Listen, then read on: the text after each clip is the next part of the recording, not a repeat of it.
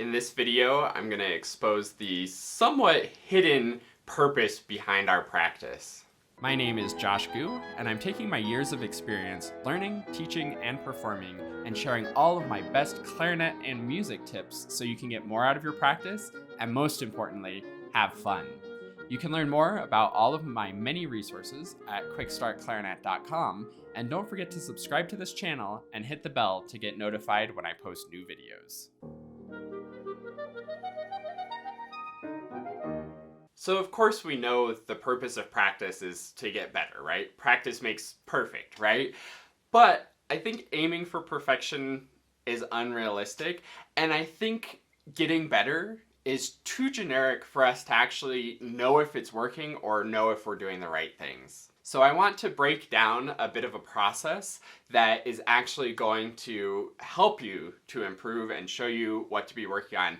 And this isn't actually the how to practice. I've done lots of videos on how to practice and how to set goals and be effective and know what to be working on and how to actually have practice techniques and use different tools to get results in your practicing.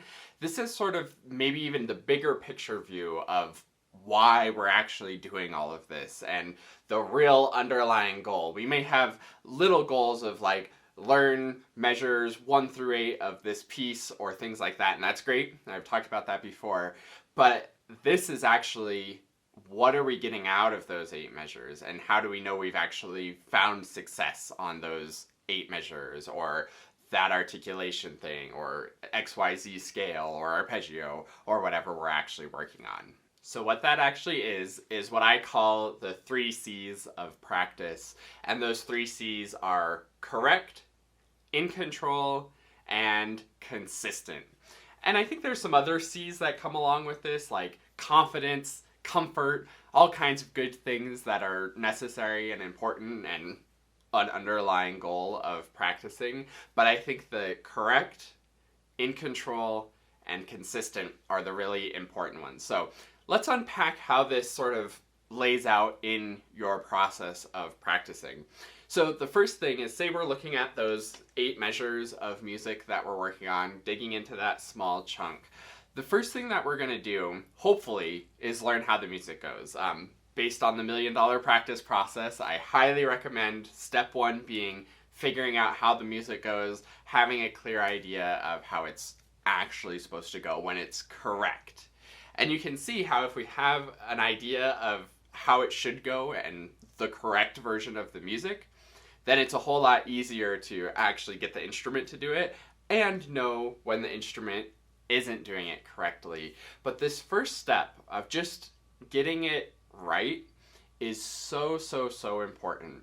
And I think when it comes to things like notes and sometimes rhythm, we do a pretty good job of this, but going even deeper, articulation, phrasing, dynamics, character, note groupings, really having a fully fleshed out idea of exactly what correct is super important. And then as you practice, it's just a matter of experimenting and seeing, okay, I want this interval to sound this way. Let me try doing this with my air or my embouchure or my fingers and see if it comes out the way that I want. And you're always in this constant process of experimentation. And eventually, you'll get it correct, where you get the music to come out of the instrument the way that you want the music to go. And there's, of course, sort of an infinite loop here where you can get more and more detailed about how you want the music to go and exactly what is correct for the music. And that gives you a higher and higher sort of threshold or level to be aiming at with the actual playing of the instrument. So there's all of these sort of infinite skill ceiling loops in music that are great fun to explore, and that's where you really start to level up your skills. Is as you add more details to what you want, you have to get more and more out of the instrument, and then it starts building. But that first step is just that you got it correct. And it's probably not correct every time yet. That's what separates the pros from the amateurs, is the consistency of getting it every time, which we'll talk about in a minute. But just getting it correct once, or some aspects of it correct, is super important to be like, okay, I did it, that's what I want, Then you're ready to start moving on to step 2, which is in control. When you're at step 1, getting it correct, it still feels sort of haphazard. Like sometimes it goes well, sometimes it doesn't go well, sometimes I get it how I want, sometimes not so much. And the key to getting eventually more consistency is to have control over what's making it go right. So if it was more air support that was helping to get that note to come out, then that's what you need to control and focus on. If it was more relaxed fingers, if it was more X, Y, or Z, having control over what's actually helping it to happen or making it work is the key to eventually being consistent. It's great to get it correct once, but then you need to figure out what made it go correct and reflect on what actually worked so that you can have control to do that again and again and again. And I think this is the part that often gets overlooked. I think most of us are playing through our stuff and thinking like, oh, I hope this comes out. Sometimes it works, sometimes it doesn't. Like we know generally what correct is. We can sometimes get the instrument to do it, but we are lacking that next step of reflection to go a little bit deeper and figure out, okay, I did it right, but what made it go right? What mechanic do I need to be in control of so that I can make it go right consistently? And that takes us into step 3, which is the consistency. I think this is something that we're all aiming for because honestly it's frustrating to be like, sometimes it goes really well and sometimes it doesn't.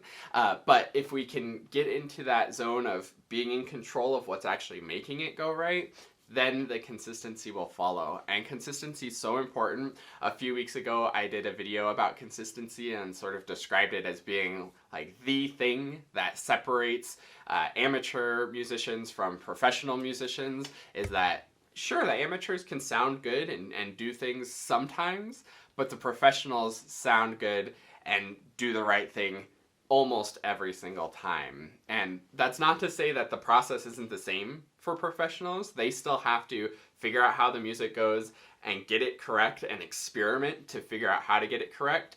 I think the thing that the professionals are so much better at is that they can narrow in on what they need to control and what they have to have control over to make it consistent. I also think professionals have just generally better control because they have so much more experience. They've done many more hours of scales and finger wiggling and tongue wiggling and sound production than most amateurs. So it's really, really helpful and easy for them to know, okay, this is what I have to do with the air and the embouchure and the fingers and et cetera, to make what I want to come out of the music. So they start getting control over things just a lot faster, which leads to a lot faster consistency.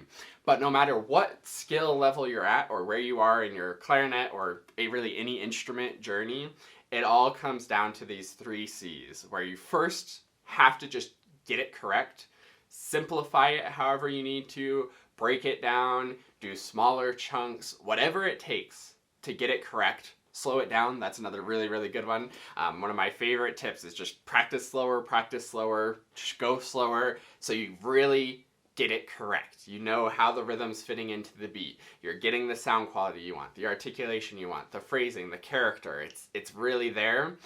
And then figure out what you're actually doing, what you need to be in control of. Is it really actually listening to the metronome? Is it X, Y, or Z with the air, embouchure, fingers, whatever it is? You have to be in control of making it happen. It can't be like, oh, that goes good sometimes when I get lucky. It has to be, I'm making that go the way that I want. I'm in charge and in control of getting it correct.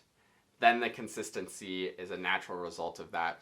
And with consistency comes confidence, and with control comes comfort. So it's all the right things that we want to be doing, and it's really the underlying foundation of why we practice. The purpose of practice is to have greater control and greater consistency of doing things correctly. So I hope that this has been some interesting ideas for you to sort of chew on. I'm curious how you might implement this into your practicing. Leave a comment below talking about maybe ways that you've sort of get correct sometimes, but haven't figured out how to have control over things yet, or maybe things that you might do in your practice to find greater control and greater consistency in your playing, because every time you're practicing, that should be the goal that you're aiming for. Do whatever you need to get it correct, have control and ease and comfort in the correctness of it, and then the consistency will come and you'll feel ultra confident in your performances. So that's all I got for this video. I hope you found it helpful. Thanks so much for watching. Like the video if you liked it, subscribe for more clarinet and music tips and tricks, and I will see you in another video. And last but not least, a huge heartfelt thank you to the Dennersons. This is like the QuickStart Clarinet family who supports the channel and helps to make everything that I do possible. If you would like to support the channel and get some awesome rewards in return where we can work one-on-one over video and you can have my full support moving forward on your clarinet journey, then go to quickstartclarinet.com/supporter.